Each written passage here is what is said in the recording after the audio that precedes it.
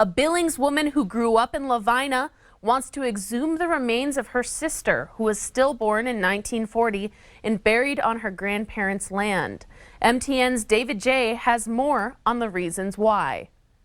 A search happened on the family's homesteaded land about halfway between Broadview and Lavina. The family's plan is to have a ceremony when the remains of the baby and the ashes of another family member are buried at the cemetery.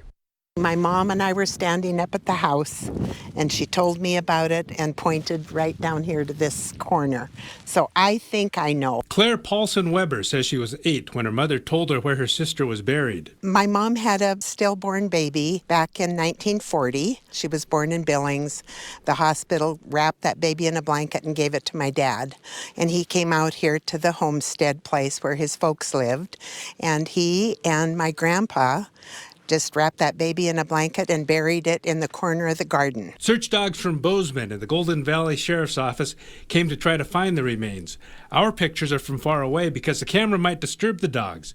The dogs pointed to at least 3 places to search. Their bones are so soft when they're born, and they don't start getting brittle till their toddler age. So they tell me there's not going to be anything of that body left. We might find a tattering of the blanket. If they find anything, it will be buried at the Paulson family plot, along with Claire's brother's ashes, which she will receive from his wife and children. Kurt was born a year after the baby and died in 2009.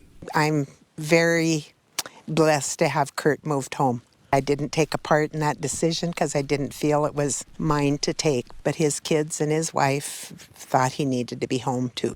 Both will once again be close to parents Clifford and Ava. It was a girl, and my mom named her Bess after my mother's mom, who died when mom was only 5. So when I do the tombstone, I'm just going to put baby Bess on it. As of late Saturday afternoon, the crew had not found any remains. In Lavina, David J., MTN News.